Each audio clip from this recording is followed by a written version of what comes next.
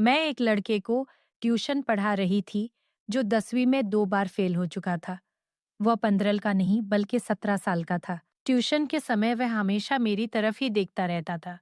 एक दिन वह सीधा मेरे कमरे में आ गया और कहने लगा, मैडम, मैं आपको जितने भी पैसे चाहिए उतने दे दूंगा, लेकिन आप मुझे मेरे दिल की तसल्ली तक खुश कर दो। मैं प्रेम को छोटा समझकर उस पर हंस पड़ी। मेरा नाम नेहा है। मैं घर पर ही ट्यूशन चलाती थी और 10वीं तक के लड़के लड़कियां मेरे पास पढ़ने आते थे। ट्यूशन से मैं महीने के 8,000 कमा रही थी, लेकिन वो भी कहीं ना कहीं घर में खर्च हो जाते थे। हजारों रुपयों में भी मैं अपना घर ठीक से चला नहीं पाती थी, लेकिन जो था मेरे लिए वो ठीक ही चल रहा था। एक दिन मेरी ट्यूशन में एक 60 साल के पोते को लेकर आया। वह व्यक्ति बड़ी महंगी गाड़ी में मेरे घर आया था और उसकी जीवन शैली भी बिल्कुल अमीर लोगों की तरह थी। उस व्यक्ति की ये शान देखकर मेरी आंखें चमक गई। मैंने उनसे उनका परिचय पूछा तो वह बोले, मैं दीनदयाल हूँ और मैं अपने पोते को आपके पास ट्यूशन के लिए लाया हूँ। मुझे ये सवाल उठ रहा था कि वह व्यक्ति इतना अमीर होते हुए भी अपने पोते को घर की ट्यूशन में क्यों लाया, जबकि शहर में बड़े बड़े कोचिंग सेंटर थे। मैंने उनसे वही अपने सवाल का जवाब मांगा। इस पर उन्होंने कहा, मैडम, अगर आप मेरे पोते को 15 साल का समझ रही है तो सुनिए, वो 15 साल का नहीं बल्कि 17 साल का है। उसका 10वीं पास करने का उम्र तो कब का निकल चुका है। पिछले 2 साल से वह बार बार 10वीं में फेल हो रहा है। शहर के बड़े बड़े कोचिंग में उसे पढ़ाया गया, लेकिन कुछ फायदा नहीं हुआ। एक छात्र से आपका नाम सुना था। कभी कभी जो बड़े लोग नहीं कर सकते वो एक साधारण व्यक्ति कर देता है। अब मैं आपके पास बहुत उम्मीद लेकर आया हूँ। मुझे यकीन है कि आपके यहाँ पढ़ने से मेरा पोता इस बार जरूर 10वीं पास करेगा। दीनदयाल की बातों में मुझे सच्चाई नजर आई और मैंने उनके पोते का एडमिशन कर लिया। उस दिन से ही वह मेरे पास पढ़ने आया था। मैं बाकी छात्रों से महीने के 2,000 लिया करती थी, लेकिन दीनदयाल से मैंने उनके पोते की ट्यूशन फीस 3,000 बताई। इस दिन से उन्होंने उसे मेरे पास ट्यूशन के लिए छोड़ दिया। उनके लिए तो 3,000 मामूली बात थी, क्योंकि बाकी माता पिता की तरह उन्होंने पैसे देने में कोई झंझट नहीं की थी। पहले ही दिन उन्होंने मुझे पूरे महीने की फीस दे दी थी। पहले दिन जब मैंने अमन को पढ़ाना शुरू किया, तो वो पढ़ाई में बहुत कमजोर दिखा। उसका ध्यान पढ़ाई छोड़कर कहीं और था। 2 दिन तक यही चलता रहा। तीसरे दिन दीनदयाल अपने पोते की पढ़ाई के बारे में पूछने ट्यूशन में आए।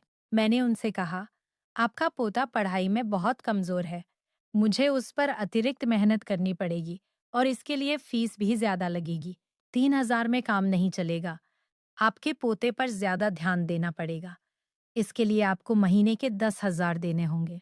दीनदयाल ने कहा, 10 की जगह मैं तुम्हें 20,000 दूंगा, लेकिन इस साल मेरा पोता 10वीं पास होना चाहिए।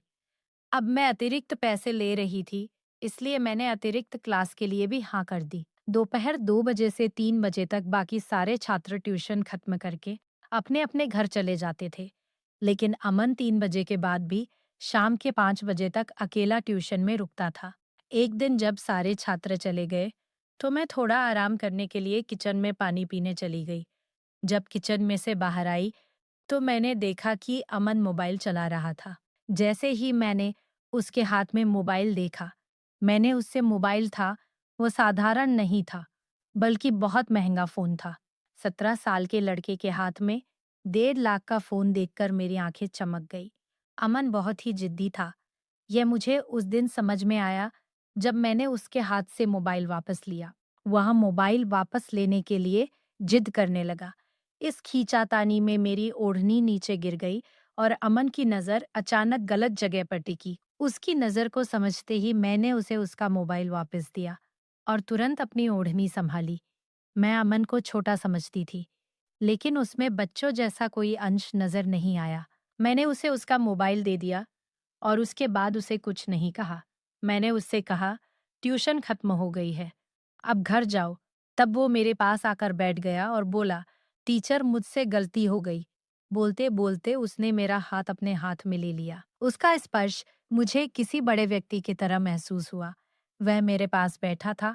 तभी मेरा पति अरमान घर आया। मेरे पति ने हमारी ओर ज्यादा ध्यान नहीं दिया।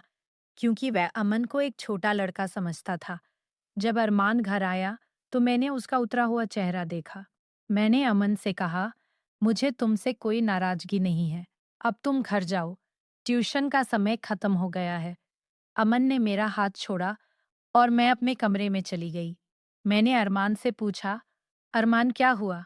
तुम्हारा चेहरा इतना उतरा हुआ क्यों है? इस पर वह बोला, इस महीने मेरी तनख्वाह कम आई है। कई छुट्टियां इस महीने कट गई है। उसके उतरे चेहरे को देखकर मैंने उसे अपनी अलमारी से 10,000 निकाल कर दिए। मैंने उसे बताया कि मैं अपनी ट्यूशन क्लास से अच्छी कमाई कर रही हूँ। पैसे देते ही अरमान ने मुझे गले से लगा लिया। जब उसने मुझे गले लगाया तो मेरी नज़र कमरे के दरवाजे पर गई, जहां मुझे अमन दिखा। वह हमारे कमरे में झांक रहा था। उसे देखते ही मैंने कहा, अमन, तुम यहाँ। तब वह अरमान के सामने हिचकिचाता हुआ बोलने लगा। अमन ने कहा, टीचर, मुझे मैथ का एक सवाल समझ में नहीं आ रहा था, इसलिए मैं रुक गया था। तब अरमान फ्रेश होने के लिए बाथरूम में चला गया। मैं अमन को लेकर बाहर हॉल में आई। घर में ट्यूशन लेना बहुत मुश्किल होता है, क्योंकि बच्चों की नज़रों में क्या आ जाए ये कहा नहीं जा सकता। हॉल में आते ही अमन ने कहा, गणित मैं कल समझ लूंगा, और फिर वो घर चला गया। अगले दिन अमन एक्स्ट्रा क्लास के लिए 3 से 5 बजे तक रुका। उसे मैं थोड़ा अभ्यास देकर अपने कमरे में चली गई। आज शाम मैंने तय किया था कि मैं अपने लिए एक जोड़ी झुमके खरीदूंगी।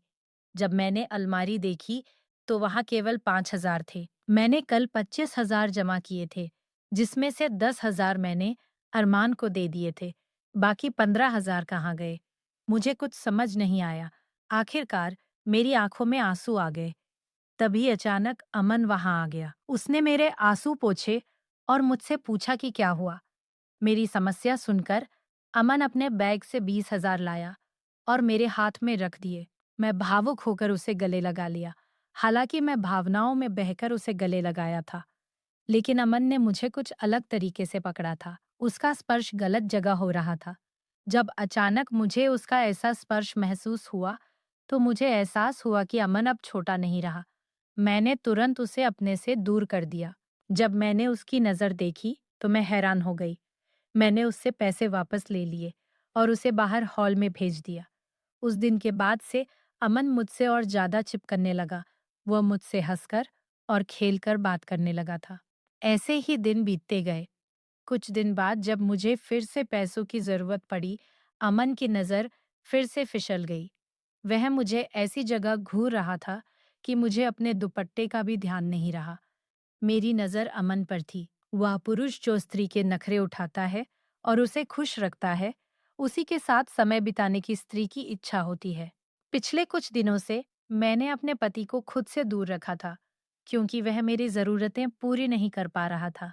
इसलिए उसे मेरे साथ समय बिताने का भी हक नहीं था। जब मैंने अपना दुपट्टा ठीक करना शुरू किया, तो अमन ने मुझे अपना एटीएम कार्ड दे दिया।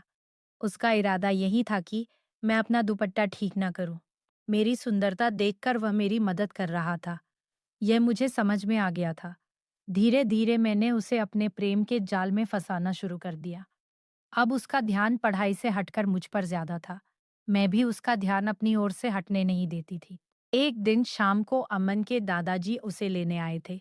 उन्होंने कहा, आपके पास अमन की ट्यूशन लगाकर मैंने सही निर्णय लिया है, क्योंकि उसे ट्यूशन में आने की बहुत ज्यादा चाहत होती है। अमन को पढ़ाई की चाहत थी या किसी और चीज की, यह उसके दादाजी को नहीं पता था। एक बार अमन ने मुझसे कहा, टीचर, आप साड़ी से भी ज्यादा अच्छी छोटे कपड़ों में लगेंगी। तब एक्स्ट्रा क्लास के समय अमन मुझे शॉपिंग के लिए मॉल में ले गया। उसने मुझे बहुत महंगे कपड़े खरीद कर दिए। मैंने उससे कहा, तुम इतना पैसा खर्च कर रहे हो, अगर तुम्हारे दादाजी को पता चलेगा तो। इस पर अमन ने कहा, अगर दादाजी को पता चला कि मैं कितना पैसा खर्च कर रहा हूं, तो भी वह मुझे कुछ नहीं कहेंगे, क्योंकि मेरे खर्च के लिए वह खुद पैसे मेरे अकाउंट में डालते हैं। दादाजी मुझे 50,000 पॉकेट मनी देते हैं और पिछले कई सालों से मेरे अकाउंट में काफी पैसा जमा हो चुका है। मैंने आज तक किसी पर भी खर्च नहीं किया, और अब मैं तुम पर कर रहा हूँ। अमन का जवाब सुनकर मेरी आंखें फटी की फटी रह गई। यहाँ मुझे महीना भर काम करने पर भी पूरे 10,000 नहीं मिलते थे और अमन की पॉकेट मनी ही 50,000 थी। उसकी पॉकेट मनी होने के बावजूद अब मैं उसके पैसे पर अपना अधिकार जमा रही थी। इस पर से अमन मेरी हर इच्छा पूरी कर रहा था। उस दिन मॉल में 2 घंटे घूमने के बाद मैं बहुत थक गई थी। घर आते ही मैंने आराम किया और फिर अपने कमरे में बाल सुखाने लगी।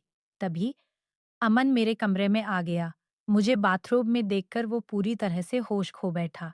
मेरे पास आकर वह मेरे शरीर पर हाथ फेरने लगा। मैंने उसे खुद से दूर किया तो उसने मुझे जोर से अपनी ओर खींचा। अमन ने कहा, टीचर, मैं आपको जो चाहिए वो दे रहा हूँ, तो आपको भी मुझे जो चाहिए वो देना चाहिए। अमन ने मुझसे अपनी अनुचित इच्छा व्यक्त की। पिछले कुछ दिनों से वह मुझे अनजाने में अजीब ढंग से छूता था और मुझे अजीब तरीके से देखता था, लेकिन मैंने उसे कभी कुछ नहीं कहा। अब अचानक उसने अपनी अनुचित इच्छा जाहिर कर दी थी। मैंने अमन से कहा, अगर मैं तुम्हें मना कर दूं तो? इस पर उसने कहा, तो मैं तुमसे दूर चला जाऊंगा। जब मुझे समझ आया कि अगर अमन मुझसे दूर जाएगा तो मुझे उससे मिलने वाली आर्थिक मदद और मेरा घर सब कुछ बंद हो जाएगा, तब मैं घबरा गई। मुझे पैसों की बहुत जरूरत थी। मेरे पति की 15,000 की सैलरी में कुछ भी पूरा नहीं हो पाता था। हमारे 14 साल के बेटे को भी हमने पढ़ाई के लिए उसकी मामी के पास छोड़ रखा था और उसकी पढ़ाई के पैसे भी हमें बीच-बीच में भेजने पड़ते थे। ये सब सोच विचार करके मैंने अरमान को छोड़ दिया और अमन को वह सब कुछ देने के लिए तैयार हो गई, जो वह चाहता था। मुझे लगा कि अमन को इन सब बातों की ज्यादा जानकारी नहीं होगी और वो क्या कर लेगा। लेकिन जब वो मेरे पास आया, तो उसने किसी अनुभवी व्यक्ति की तरह मेरे साथ समय बिताना शुरू कर दिया। मैं अमन को छोटा समझ रही थी, लेकिन वो बिल्कुल भी छोटा नहीं था। अब वो हर रोज एक्स्ट्रा क्लास के समय मेरे साथ समय बिताने लगा था। इसी तरह 2-3 दिन गुजर गए। एक दिन मैंने अमन के पास ऐसी गोलियां देखी जो नहीं होनी चाहिए थी। मैंने उससे पूछा कि उसने ये ताकत बढ़ाने वाली गोलियां कहाँ से लाई, तो उसने कहा, पैसा फेंको तो सब कुछ मिलता है, जैसे तुम मुझे मिली हो। अमन के यह शब्द सुनने में अजीब लगे, लेकिन मुझे पैसों की जरूरत थी, इसलिए मैंने उसकी बातों पर ध्यान नहीं दिया। मेरे साथ समय बिताने से पहले वह अक्सर उन गोलियों का सेवन करता था। मैंने कई बार उससे वो गोलियां लेने से मना किया, लेकिन एक बार जब वो बिना गोलियां लिए मेरे साथ समय बिताने आया, तो उसने खुद को कमजोर महसूस किया। अमन खुद को बड़ा समझता था और यह दिखाने के लिए वो सब कुछ कर सकता था। वह उन ताकतवर गोलियों का सेवन करता था। उस दिन अमन को चक्कर आ रहे थे, फिर भी उसने मेरे साथ समय बिताने में कोई झिझक नहीं दिखाई।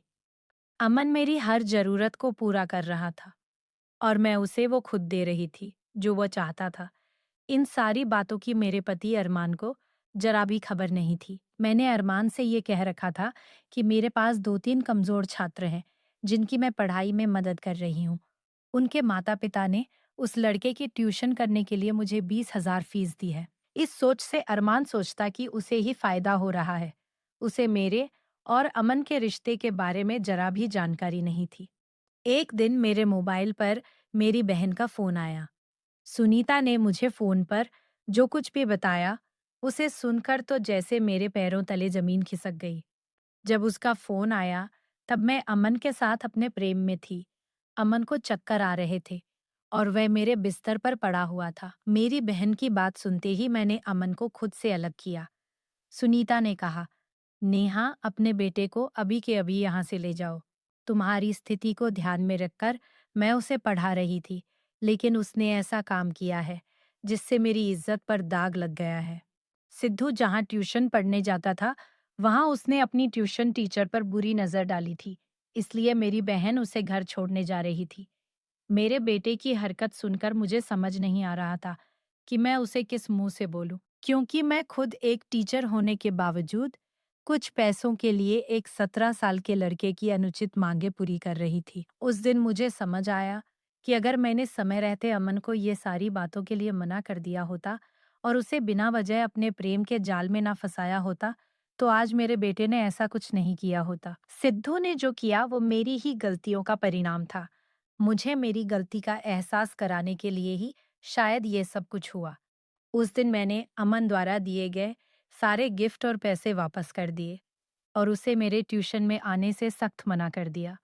अमन द्वारा ली जा रही दवाओं का बुरा असर दिखने लगा था, इसलिए उसने सबसे बाहर निकलने का फैसला किया था। उसको यह एहसास हो गया था कि उसने बहुत कम उम्र में एक बड़ी गलती की थी। उस दिन के बाद से उसने पढ़ाई पर ध्यान देना शुरू कर दिया। मैंने ट्यूशन पढ़ाना बंद कर दिया था, क्योंकि पिछले महीने में मैंने जो कुछ भी किया था, उसका मुझे बहुत पछतावा था। मैं उस बारे में अपने पति से कुछ नहीं कह सकती थी और ना ही मैं अपने 14 साल के बेटे से नजरें मिला सकती थी। सिद्धू ने जो किया था वो गलत था।